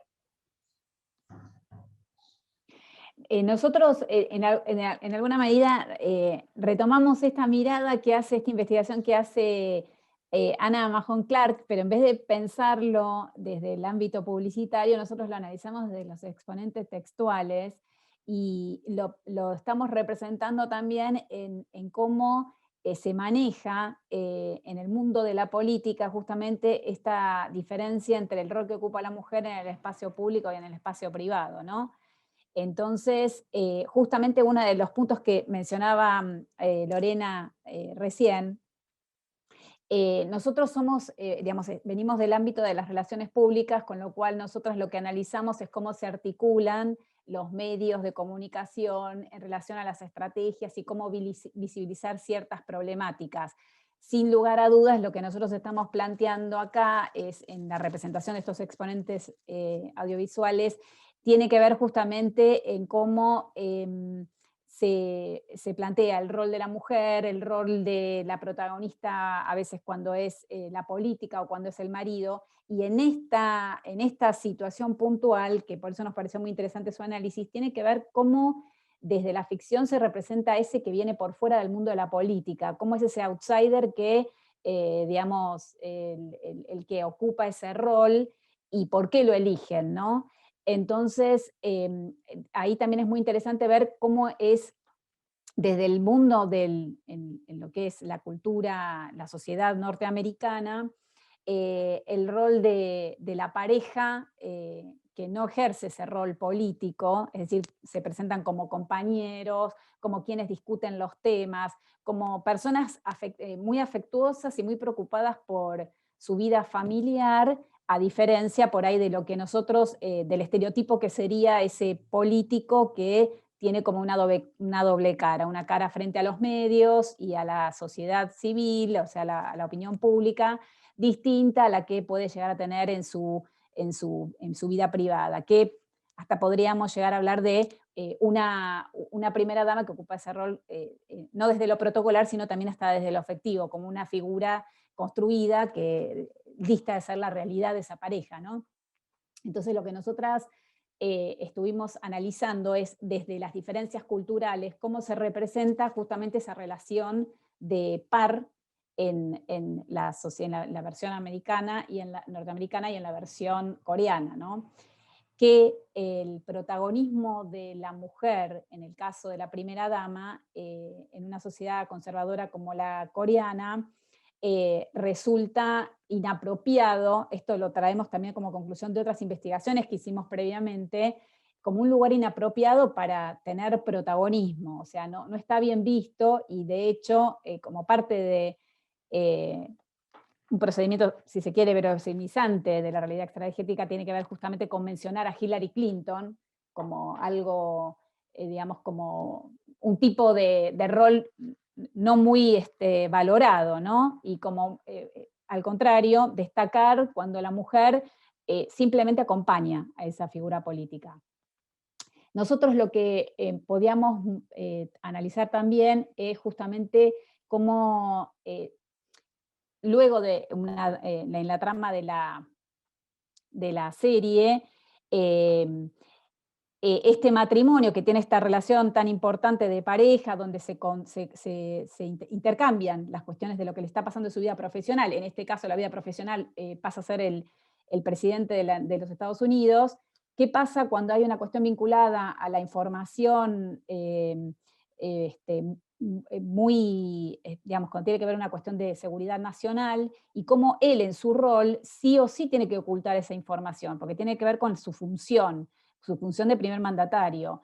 Entonces, cuando él identifica este rol de diferente de ser marido a jefe de Estado, empiezan a haber un cambio, y nosotros lo podemos observar esto también hasta en los planos, en los primeros planos, y cómo se refleja ese conflicto que le sucede al protagonista, ¿no? Y esto es muy interesante como lo van mostrando, que en la serie coreana, como justamente está planteado que no tiene que tener un rol, digamos, fundamental, el planteo lo vemos en esas conversaciones que por ahí se dan en el espacio privado. Es decir, cómo él cuida a su mujer tiene que ver con no exponerla a la opinión pública, pero no dejamos de ver por ahí esa comunicación que se dan entre ellos dos en el espacio privado. Otro hecho que a nosotras nos llamó la atención tiene que ver en un momento donde están haciendo un debate, están en una comida donde va la primera dama como invitada, hace una exposición en relación a su postura por un caso que hay de un accidente por un menor que tiene una portación de arma y lo matan. No me acuerdo específicamente cómo se da la situación, pero tiene que ver con esto que se empieza a hablar sobre la aportación de armas y cuál es el problema en Estados Unidos, ¿no? Ella expresa su opinión y esto genera tal problema que ella tiene que luego salir a los medios a hacer una declaración que es su postura personal y que nada tiene que ver con la administración. Entonces empezamos a ver cómo se reflejan esa articulación de situaciones y notamos justamente cómo esto se da, las diferencias culturales, cómo se plantea en la versión norteamericana y en la versión coreana, ¿no? Es decir, Lore, te dejo. Bien, y después en línea con eso, que eso también tiene que ver con principalmente con también un procedimiento de verosimilitud o verosimilizante, en el sentido que todo el debate con respecto a la tenencia de armas y cómo es retomado en los medios es una problemática que también otorga verosimilitud a la serie, ¿no? Por otro lado, también aquellos conflictos que también se tocan en ambas series, pero principalmente en la coreana, con todo lo que tiene que ver con la inmigración ilegal, ¿no? Hay determinadas ONGs que se ocupan y agrupaciones que tienen que ver con la forma en que se tramita la inserción de estos inmigrantes ilegales, que por ahí van de Corea del Norte a Corea del Sur, con lo que esto implica a nivel de la idiosincrasia de cada uno, y también los conflictos que, si bien son en muchos casos de antaño, bueno, cómo siguen repercutiendo en la percepción de la otredad, ¿no? Entonces, ¿de qué forma, por ejemplo, algo tan cotidiano como alquilar locales a personas que están indocumentadas o lo que fuere, trae a colación determinado nivel de conflictividad mucho más profundo que tiene que ver y retomar con aspectos de la historia de Corea, del conflicto entre Corea del Norte y Corea del Sur, y la idiosincrasia de cada uno de estos países. Por otro lado, otra cosa que vimos como procedimiento verosimilizante tiene que ver con que en ambas series se representa justamente la connivencia entre los actores políticos y las empresas, ¿no? Donde obviamente se muestra que los políticos responden en el proceso de toma de decisiones, en la defensa de los proyectos legislativos en muchos casos, la defensa de dichas empresas. Y otra cosa que también nos pareció muy interesante como procedimiento verosimilizante fue la retoma de proyectos de ley o issues, ¿no? O sea, temáticas que implican determinados aspectos controvertidos y que inciden en la opinión pública, como decíamos recién, como el control de armas en Estados Unidos, la ley antidiscriminación en Corea, que tiene que ver con estos aspectos que recién mencionábamos, y también todo lo que tiene que ver con la responsabilidad social empresarial, el cuidado medioambiental. Sobre todo en la serie coreana se subraya la emanación de gases tóxicos de los vehículos y la generación de polvo amarillo, que tiene que ver con preocupaciones, ¿no?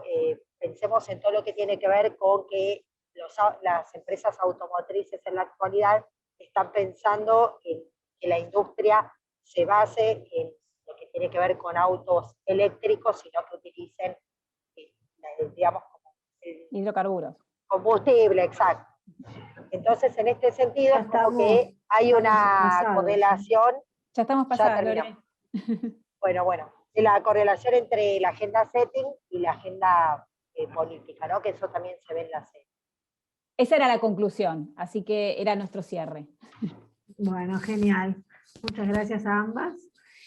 Bueno, en gracias a ustedes. Buenísimo. Ya terminamos todos de exponer, o sea, ya las exposiciones están. Abro para preguntas, comentarios, alguno que quiera hacer algún comentario a otro expositor, o pregunta, yo también tengo, pero ahí. Dale, Virginia. A las chicas que estaban hablando recién, a Ángeles, y creo que era Luz, no sé si era Lorena. otra persona, y Lorena, gracias, era con él. Les quería preguntar, no sé si lo dijeron, ¿cuál era la serie coreana esta que traía la última referencia que hicieron? Nosotros analizamos las series Designated Survivor y la Sí, serie coreana esa- Designated Survivor 60 Days. Ah, igual se llama, pero 60 Days es de la Es la de adaptación de la versión americana a la versión coreana. Muy bueno. Y lo interesante era justamente cómo se planteaba la diferencia de cuál es el conflicto en la serie, la sociedad americana, y cuál es el conflicto en la sociedad coreana. Ahí era lo interesante cómo analizábamos y justamente veíamos cómo se planteaban el tema de los estereotipos, por las diferencias culturales, y cómo los medios, y también cómo se plantea el rol del representante, del político, digamos, todos estos actores, cómo se configuran. Excelente. Y perdón, se le pregunto lo último. Si también se puede conseguir por Netflix o hay que buscarla por otra plataforma. Ah, no, excelente. no, en Netflix están ambas. Bien, no, súper buena, me encantó, y bueno, me parece súper interesante como conectarlo con el mundo oriental, ¿no? Y cómo también hacer esos roles, juegos de estereotipos, todo. Bueno, la voy a ver, me la llevo. Gracias. Jorge, ¿querés levantar la mano? ¿Querés hacer una pregunta? Sí, puntualmente sobre la exposición de Virginia, quería sumar algo que me parece que por ahí puede ser interesante. También pensar el rol que es un rol a veces invisible, es el rol de la red social en sí mismo, también como sensor. O como baluarte de la moral de no sé qué cosa. Hay un texto sumamente interesante de Paula Sibilia que se llama La pornificación de la mirada, una genealogía del pecho desnudo, ahora si quieren lo comparto, donde lo que hace una genealogía de la imagen del pecho desnudo amamantando a un niño o a una niña, y cómo eso que iconográficamente en la Edad Media, pensamos la Edad Media como la parte más censora, eso era hiperpúblico y sin ningún problema, y en el siglo XX, eso mismo se convirtió en algo pornográfico, y puntualmente como el link donde la red social como Facebook, Instagram, se atribuye el rol de censurar ese tipo de imagen y bajar las imágenes, ¿no? Como para no olvidar el rol de la red social como baluarte de vaya a saber qué visibilidad se puede mostrar y qué visibilidad no se puede mostrar. Porque aparte, eso que decís vos, y me parece a mí que tiene que ver con el tema de poner el cuerpo o no poner el cuerpo. Las redes sociales, eso no es menor. Y yo también era una de las preguntas que tenía para Virginia, porque digo, ayer justo en el congreso anterior, en la comisión anterior, se hablaba del tema de la ironía en las redes sociales, y cómo a través de el no poner el cuerpo, la gente se anima mucho más, con lo cual, ¿qué variable te diste en cuenta vos ahí, hablando de la libertad de expresión o no? Porque también es muy limitada, hay un límite muy finito ahí, ¿no? De la agresión que puede darse cuando no está puesto el cuerpo. Totalmente, sí, total. Bueno, me encanta, gracias. Ahí estoy bajando lo que nos pasaste, lo que pasaste recién. No sé si decirte Jorge o Adrián. Jorge, ¿no? Jorge, perfecto. Jorge. Gracias. Adrián no sé quién es. Ah, ok. Ok. Bueno, y sí, total. Bueno, tomo los dos puntos. Por un lado, tal cuál es el rol que ejerce el dueño, en este caso, no sé, vos mencionaste dos redes que pertenecen a Zuckerberg, a Mark Zuckerberg, y yo también como que pasé bastante de lo que fui mencionando en investigación, o por lo menos lo que les contaba, en Twitter también, que es de John, no me acuerdo del apellido, pero bueno, claramente los dos representan a los intereses de los partidos políticos norteamericanos o contrarios. Entonces es muy interesante nosotros también entender desde ese lugar también me parece, como trayéndolo al siglo XXI, lo que compartías también y que está en este texto que me pasaste, Jorge, bueno, es eso, tal cual, o sea, digo, como, y lo que pasa un poco, y es ese discurso y esa cuestión que no termina de estar de todo clara, donde se plantea que, bueno, si lo pusiste en la red, ya está, o sea, tipo, ya es del universo. Pero por el otro lado también está el punto de ese rol de sancionador, de censor, de hasta dónde una imagen, que sí, que no.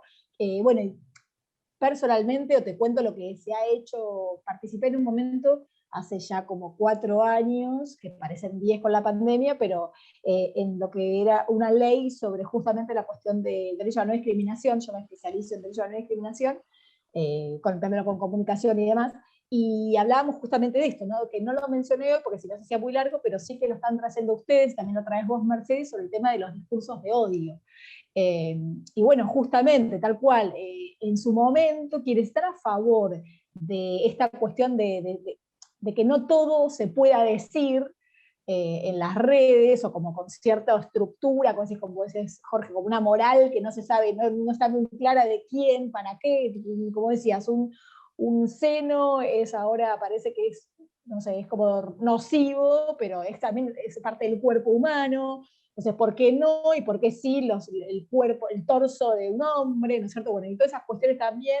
Entonces digo, desde el punto, lo que decía, desde lo que se trabaja en leyes en otros países, no está claro, es muy difuso y es complejo definir ese rol. Termina quedando a veces como una cuestión esto de, lo llevo al plano presencial de cuando podíamos, para ahora ya de a poco estamos volviendo a una cierta normalidad, de cuando entrabas, esto del derecho de admisión, ¿cierto? Que entrabas a un lugar o no en función a que el dueño decidía si sí o si no. Y acá un poco pasa lo mismo, esa es la lógica que se maneja, pero que bueno, de vuelta, es totalmente poco claro, y por eso no fue ingenuo mi comentario de decirles, las dos personas que manejan estas 3 redes, en ese caso hablamos de Instagram, Facebook, y por el otro lado hablo de Twitter, las dos personas están alineadas a los 2 partidos políticos distintos. Y ya sabemos que también cuando vimos el tema, o vieron, ya que hablábamos en series con las chicas, el tema de Cambridge Analytica, ¿no es cierto? Y todo lo que ocurrió con la cuestión esta de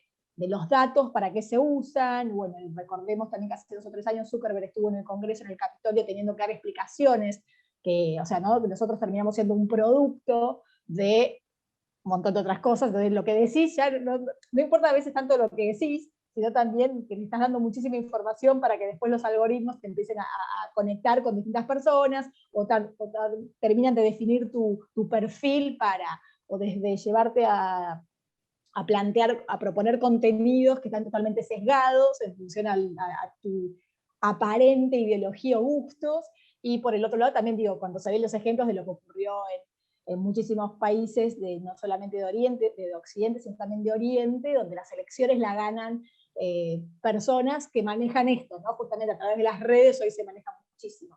Pero bueno, y con respecto a lo que vos decías, Mercedes, el segundo punto también me parece que es tal cual. El punto acá es muy, vos me decías cómo fue que lo toqué, cómo lo tomé, porque ni hablar, hoy, de hecho mucha gente que es influencer, o por la cantidad de gente que tiene, que la sigue y demás, dice, gente que me bardea, y hablándolo como en el término bien cotidiano, me trata muy mal por las redes, pero que después, pero me pasa que voy por la calle y nadie me dice nada. Al contrario, me piden una foto, me dicen, ay, hola, genia. Digo, entonces, es también como muy interesante, ¿no es cierto?, eso que ocurre, que es como vos decís, ocurre porque estamos detrás de una pantalla, podemos poner cualquier foto, cualquier nombre, podemos inventar y decir que tenemos una edad que no tenemos, que vivimos en un país que no existe. Digo, es todo tan virtual en ese sentido, es tan lúdico, pero que termina siendo muy nocivo y dañino al momento de, bueno, lo que le pasa a la otra persona con lo que uno cree que tiene el derecho a decirle.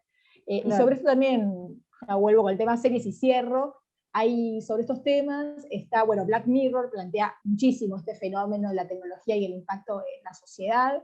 Hay uno que se llama The Waldo Moment, que habla justamente de estas cuestiones de los partidos políticos, que ojalá que nunca ocurra, pero plantean que quien gana las elecciones o quien se propone entre los candidatos es un holograma. y es un dibujito y es un personaje que se armó con todo lo que aparentemente el pensamiento social de un país quiere que diga un político. Entonces es como... Esa es la idea de esto que digo yo, de no poner el cuerpo. O sea, hay una cosa ahí de corporalidad y de no corporalidad re fuerte en el siglo XXI. Ana, ¿quería hacer algún comentario? Que está levantada la manito. Un comentario, no una pregunta, un comentario a María Paula, que es docente de Seminario de Integración, ¿verdad? Yo también soy docente de Seminario de Integración 1, y me pareció muy interesante tu proyecto áulico, porque es cierto que en la escritura que los chicos tienen que hacer, principalmente del capítulo 1, qué importante que es que diferencien un discurso de otro. Yo en mi caso, por ejemplo, me suelo encontrar con una tendencia al discurso literario, es decir, donde hay un predominio del yo, predomina una modalidad apreciativa, calificativa, subjetivemas. Entonces, esto que vos decís de recalcarles la diferencia entre un género y el otro, o sea, lo que convierte mi discurso en un discurso académico, que cuesta y mucho. Y por ahí se me ocurre que esa alumna que vos decís, o alumno, que comentó como que ya tenía esas herramientas, habría que ver si por ahí no venía de otra carrera, o con alguna herramienta o competencias previas, porque en mi caso, yo en todos los cursos que he tenido, esto que vos proponés es muy importante para que puedan diferenciar claramente un género del otro, y darle al género académico lo que lo hace académico. El impersonal, las citas de autoridad, dejar de lado el bien y el mal, me parece bien, me parece mal, me parece bien, y eso aparece todo el tiempo. Pero me pareció muy interesante. Y hice un comentario. Gracias. Muchas gracias. Sí, a mí me pasa lo mismo que Ana, digamos, o sea, el yo creo, el yo pienso, el me parece. Bueno, sí, trabajamos todas esas cuestiones, sí, fundamentalmente las marcas enunciativas, y también insistir en esto de que, por supuesto, el contenido de sus trabajos es fundamental, pero las formas también lo son, porque habilitan a determinados desarrollos y no a otros, y lo que dijo Ana, perfecto, o sea, el género académico tiene determinadas características e implica determinada escritura, digamos, Claro. no vinculado a lo literario, al yo creo, al yo pienso, al me parece. Muchas gracias. No, de nada. Buenísimo, gracias Paula, gracias Ana. Y yo tenía una preguntita, así cortita, pues ya terminamos, pero tenía una pregunta para Jorge. Cuando vos hablás del tema de la deconstrucción de la sombra, a mí me hizo un poco de ruido y pensaba, ¿no?, que te quería preguntar si no te parece que es interesante que estén presentes también las sombras, porque tiene que ver con un antecedente y con como un diálogo constante. Ese diálogo constante está bueno que esté, ¿no? Total, la deconstrucción la planteo en términos de Derrida, como la piensa Derrida, en el sentido de poder ver esas relaciones entre las sombras y poder analizarlas, no destruirlas, sino precisamente el proyecto es ese, es ver esas proyecciones de Nietzsche sobre estos dos cineastas, y son importantes porque además esas producciones generan otras sombras en un montón de otras producciones, digo, en la cultura popular, o justo ahora en el aire se me ocurre, para los que le gustan los Simpsons, en los Simpsons mismo, Kubrick está, y Odisea 2001 está todo el tiempo, no todo el tiempo, pero está por todos lados minado en los Simpsons, nada, y es como ver esas relaciones de las sombras que tenemos. Ser consciente de esas sombras, de esos diálogos. Exacto, sí, sí. Bueno, Me gusta más la idea de sombra, pero sí, es eso. Derrida lo plantea, tiene un libro bastante interesante que se llama Espectros de Marx, y es, después de la muerte de Marx, toda esa relación espectral que está en la cultura occidental. De esas ideas de Marx que siguen viviendo, y nada, tomé la idea de la sombra porque Nietzsche, el tema de la sombra, el mediodía, etcétera. No, me encanta, está buenísimo, está bárbaro. Bueno, fenómeno, genial, estuvo muy bien todo. No sé si alguien tiene algún comentario más, que quiere decir algo. Si no, nos aplaudimos todos. Yo solo, perdón, dale, sí. Sí. Dale. Solo un comentario, la primera exposición de sí, que no está, fotoperiodismo. sí. Yo también quería preguntarle a Daniela Java. Mientras hablaba, como me vino todo el tiempo una investigación, un libro de Susan Sontag que es Ante el dolor de los demás. Sí. Y es como toda la parte de cómo mostrar el dolor de los demás en todo un análisis que hizo. Y nada, como por si no lo vio, lo quería recomendar. Soy un recomendador de cosas. Así que, No, está buenísimo, perdón. sí, el libro ese de Sontag, pero supongo que lo conocen porque ellos son teóricos de la fotografía y Sontag es como un referente absoluto. Pero sí, yo también le quería hacer una pregunta y estaba buscándolo, pero no sé si se habrá desconectado, algún problema con la Sí, tecnología, como ¿no? ese juego de la imagen frente al horror y el disfrute, porque Mm, esa imagen, no del fotoperiodista, sino del no, fiscal, la otra, sí, medio esa sonriente, sí. risa, esa Sí. risa como, nada, dice demasiado. Sí, sí, y Pero como bueno, nada. ponerse en el lugar de protagonista, ¿no? A mí me Ujú. llamó mucho la atención, esa selfie en donde ellos como protagonistas de esa escena, que, bueno, nada, tremenda, ¿sí? Sí, Es y, verdad. y como que lo que está atrás no es un horror, sino que es un escenario, como la Claro, construcción de un escenario. Y en el libro este, y en otros libros de Barthes o demás, hay mucho de esa fotografía de los campos de concentración, donde, no sé, están oficiales de la SS riéndose y como todo lo que está atrás es un decorado, ¿no? Es tal la cual. deshumanización de las personas en la construcción de la imagen. Nada, me interesó mucho esa parte, esa imagen y demás. ¿No? Y muy diferente a las otras fotos que mostraron del fotoperiodista. O sea, Claro. con otro compromiso, ¿no? Sí, total. Pero Bueno, bueno. por ahí vemos más ese hedonismo de las redes de ahora, ¿no? Que ya hasta deja por fuera el conflicto, ¿no? Es Sí, la imagen por la imagen en sí. es verdad. Total. Bueno, muy bien, muchísimas gracias a todos, súper interesantes las investigaciones, yo estoy muy contenta con el trabajo de todos y bueno, muy linda estuvo la comisión. Así que Bueno, otra vez, un aplauso. Aplausos, sí, muy Bueno, bueno, muy muchas bueno todo. gracias. Bueno, Gracias. saludos y nos vemos en chao. la próxima.